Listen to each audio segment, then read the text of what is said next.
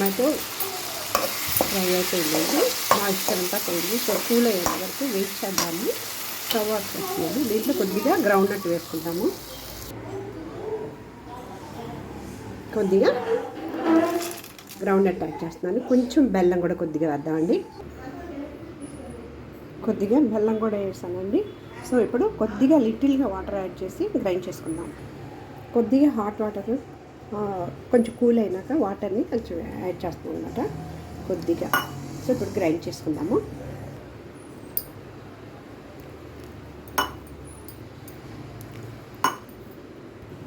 కొంచెం లెమన్ పిండుతున్నానండి, ఒక 4-5 డ్రాప్స్.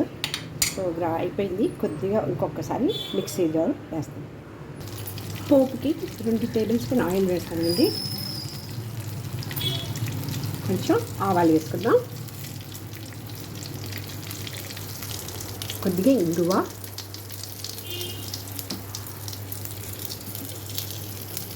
కొంచెం కరివేపాకు,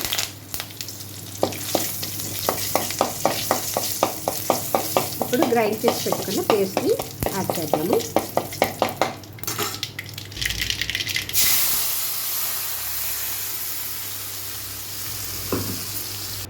చట్నీ రెడీ అయిపోయిందండి. స్టవ్ ఆఫ్ చేసి సర్వ్ చేసుకుందాము ఇడ్లీకి.